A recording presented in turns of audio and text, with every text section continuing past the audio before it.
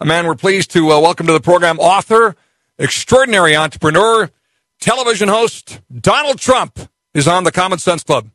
How are you, Mr. Trump? Well, it's great to be with you. Great to speak to you.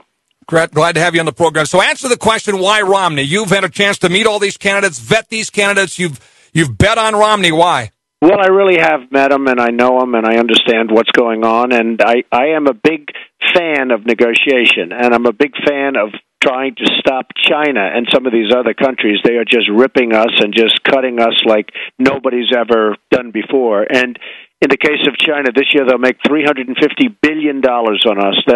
They literally make our product, they take our jobs, they manipulate their currency, they have it every different way. And he's the one person running that really gets it. The other is OPEC. I mean, you look at your prices and you look at oil. Nobody knows more about oil than you folks. But you look at what's going on with oil and what's going on with the pricing, and you're going to have $5 and $6 and $7 a gallon this summer. It's going to be record. It already is record for the time of the year. Never been this high. And I believe that he is the one person that really understands OPEC, and they wouldn't be there except for us. So I'm a big believer in Mitt Romney. I think he's going to be a great candidate, and I think he'll be a great president. Well, let's talk about North Dakota energy a little bit, because you're right. We're in the middle of the Bakken boom and leading an international energy revolution right here. You're a great entrepreneur, by the way, so we'd love to invite you to come on out and take a look at all the opportunities here, because it's the Wild West. We need more of everything.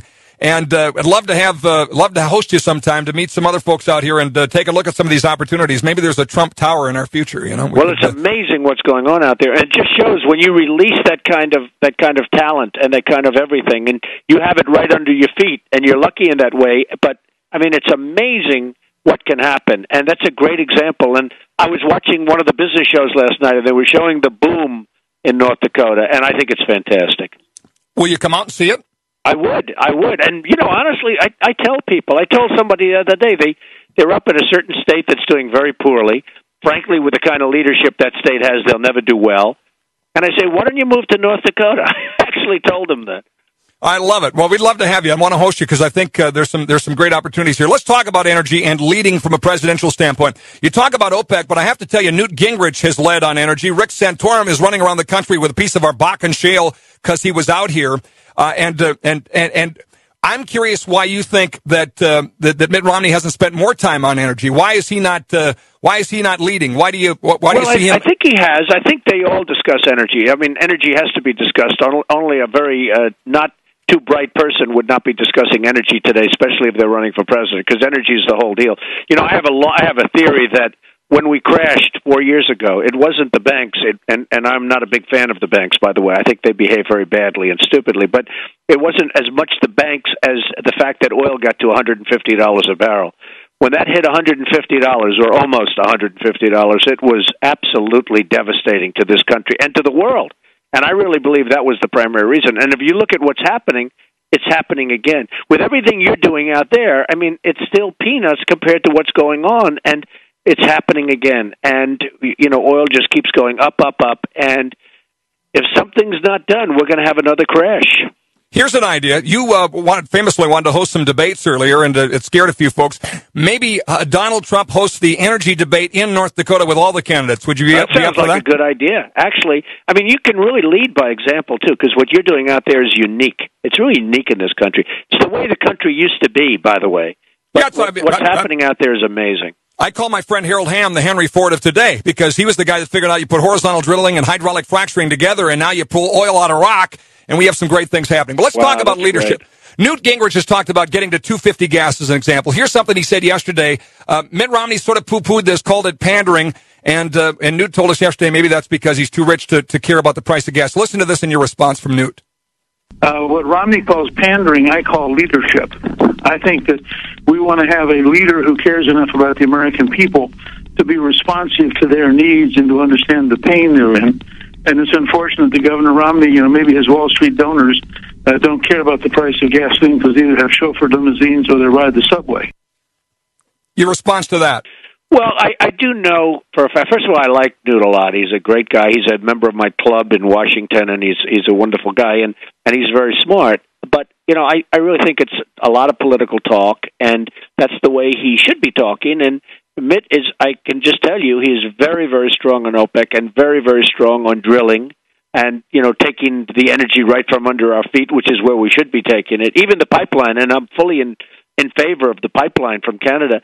But even that, we shouldn't even be taking it from Canada. We have so much in this country, we shouldn't even have to worry about taking it from Canada and paying extra taxes and paying extra costs. So, who's right though? Is Romney right in saying Newt's pandering, or is Newt right to shoot for the stars and say let's go for $2.50 gas? Well, frankly, I guess you could really say it's a combination of both. There probably is a little pandering, but there's also something to be said about let's get that price down, because once we get the kind of supply that I know we can get, and it's right here, right under our feet, as I said, I really believe that both of them.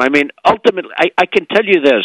I haven't heard the statement on pandering, but I will say that I've been with Mitt, and he really wants to get the prices down of oil and gasoline. He wants to get those prices down. Now, what about Newt's point on him being rich and out of touch and in limousines and everything else? You're a wealthy guy, yet you're kind of a man of the people, too. You're on TV. You're never afraid to be out there with folks.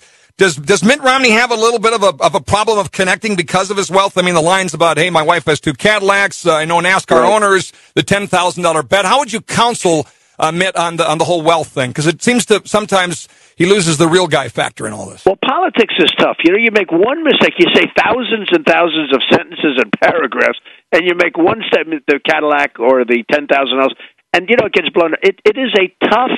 Hey, Mitch, other people in this race have been in that same category. They made a statement. Santorum last week made a statement that people didn't like, and certainly Newt's made a couple of them. So it's a very tough business. I saw that. When you run, if you make one little mistake, one word, it gets blown up, and it's like devastating. I really think that Mitt is a little bit of a different person in person than he is when the cameras go on. I think he's excellent when the cameras are on. I think he's done really well, and he debates beautifully. He's done amazingly well, in particular in Florida. What he's done there in the debates was, I thought, fantastic. But he is, I must say, knowing him and getting to know him, he's different than what you see on camera, and really, really a very good person, and he cares about people. He really cares about people. So, people can say what they want, but when you know him on a personal basis, he's very... Now, does he come across that way? I think he comes across very well. Some people say maybe not as well as I think.